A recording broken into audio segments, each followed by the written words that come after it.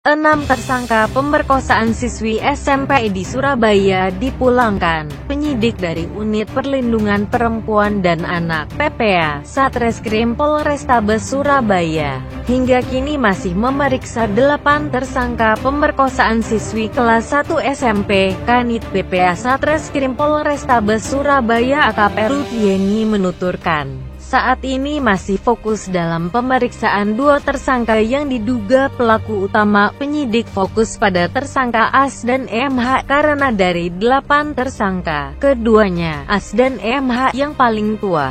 Jadi kita fokus padanya, terang AKP Rudieni. Jumat, 13/5. Untuk 6 tersangka lainnya, dikembalikan ke orang tua masing-masing di Kalibokor Kencana, Surabaya. Meski begitu, jika nanti ada perkembangan lagi, 6 tersangka akan dipanggil kembali untuk menjalani pemeriksaan. Proses hukum tetap jalan terus. Meski tersangka dikembalikan pada orang tua, tapi mereka akan dikenakan wajib lapor 1 minggu 2 kali datang ke kantor polisi, ujar perwira 3 balok di pundak tersebut. Pemeriksaan yang dilakukan penyidik ini akan diselesaikan secepatnya, agar berkasnya bisa dikirim ke kejaksaan, dan secepatnya untuk disidang, tandas dia. Ini kronologi kasusnya. Kejahatan terhadap perempuan kembali menimpa anak di bawah umur. Ironis, pelakunya teman-teman korban yang masih ingusan alias masih di bawah umur. Di antaranya ada yang masih duduk di kelas 3 dan 5 SD. Peristiwa nahas itu menimpa Bunga, 13, bukan nama sebenarnya, warga Surabaya, Jawa Timur. Para pelakunya adalah Mi, 9, Mai, 12, JS, 14, AD, 14, BS, 12, LR, 14, AS, 14, dan HM, 14, Kepala Kepolisian Resor Kota Besar, Polrestabes Surabaya. Komisaris Besar Polisi Iman Sumantri mengatakan, korban dicabuli para tersangka sejak dia masih berusia 4 tahun. Saat itu, seorang tersangka, AS, mencabuli korban terlebih dahulu. Tersangka ini juga merupakan tetangga korban sendiri, kata Iman kepada wartawan di markas Polrestabes Surabaya pada Kamis, 12 Mei 2016, merasa perbuatannya tidak diketahui orang lain. Tersangka pun mengulangi perbuatannya. Bahkan saat mengulangi perbuatannya, tersangka juga mengajak teman-temannya. Tidak hanya itu, untuk melancarkan aksinya, para tersangka juga mencekoki korban dengan pil ekstasi dan miras. Korban pun dicabuli teman-temannya secara bergiliran. Para tersangka diancam hukuman penjara 15 tahun. Walaupun para tersangka masih di bawah umur, proses hukum tetap berjalan sebagaimana mestinya, agar hukum tidak diremehkan, ujar Iman. Namun sekarang yang terjadi justru malah membebaskan para tersangka pemerkosaan tersebut. Sangat disayangkan sekali. Walau pelaku masih di bawah umur, tapi ini sudah kelewat batas tingkah lakunya. Dikhawatirkan nanti kelak kejadian seperti ini akan terulang karena pelaku merasa tidak jera dan justru meremehkan hukuman yang diberikan kepada pelaku pemerkosaan.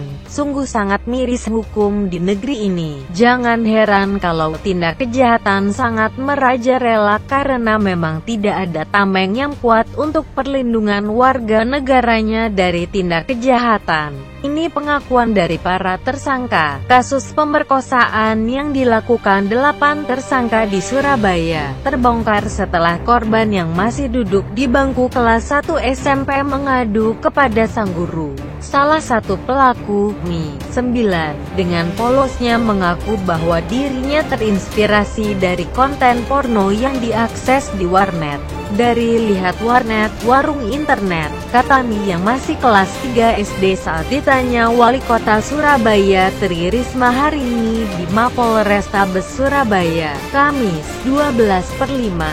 Mi mengaku bahwa dirinya diajak salah satu pelaku untuk melakukan perbuatan amodal tersebut. Dia, AS, yang mengajak, ucap Mi dengan polos. Mendengar pengakuan tersebut, Risma pun mengatakan kalau apa yang dilakukan itu salah. Kamu tahu gak kalau itu salah pemerkosaan, kamu bisa masuk penjara, ucap Risma. Mendengar ucapan Risma, MIP pun langsung menangis dan tidak mengatakan apapun lagi. Saat ditanya Risma maupun polisi, tersangka lain, As berkisah bahwa antara dirinya dengan korban sudah berulang kali melakukan perbuatan mesum. Bahkan sudah tak terhitung lagi jumlahnya. As merupakan tetangga korban.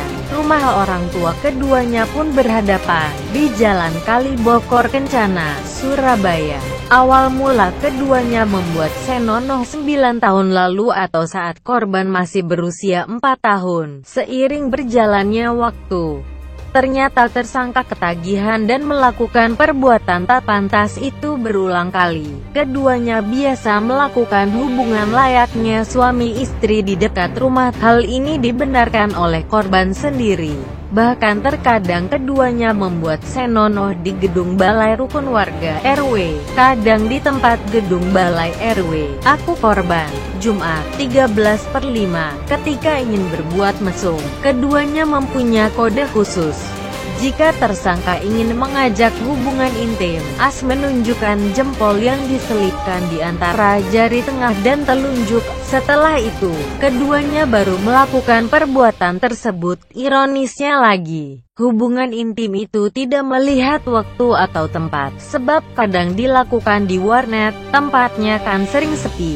Kalau tidak di balai RW, iya di situ, ucapnya. Perbuatan bejat itu pun makin parah saat korban sudah duduk di bangku SD kelas 4. Tersangka A sendiri kala itu kelas 6 SD. Keduanya makin sering melakukannya, hingga keduanya sampai duduk di bangku sekolah SMP. Puncaknya terjadi bulan April. As mengajak 7 temannya memperkosa korban. Saya melakukannya. Pemerkosaan itu selalu menggunakan pil koplo, tutur As.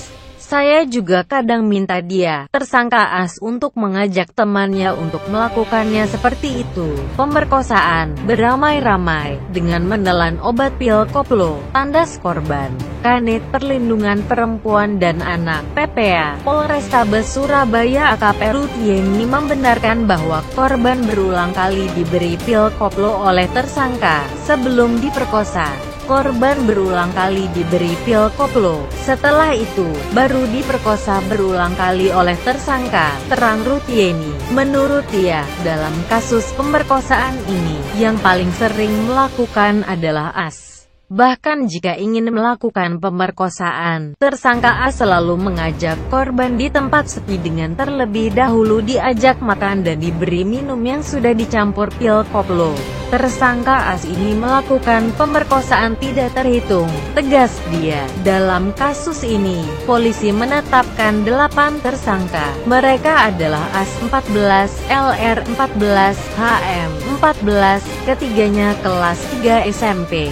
Kemudian JS 14, AD 14, keduanya kelas 2 SMP, sedangkan yang masih SD adalah Mi 9, kelas 3 SD, BS 12 kelas 5 SD, dan Mai 12 kelas 6 SD. 6 tersangka dikembalikan ke orang tua masing-masing.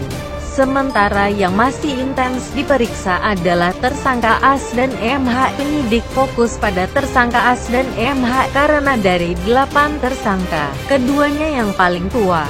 Jadi kita fokus padanya, terang Rutieni. Jika nanti ada perkembangan lagi, 6 tersangka akan dipanggil kembali untuk menjalani pemeriksaan. Selain itu, mereka akan dikenakan wajib lapor 1 minggu 2 kali. Pemeriksaan yang dilakukan penyidik ini akan diselesaikan secepatnya, agar berkasnya bisa dikirim ke kejaksaan, dan secepatnya untuk disidang, tandas dia.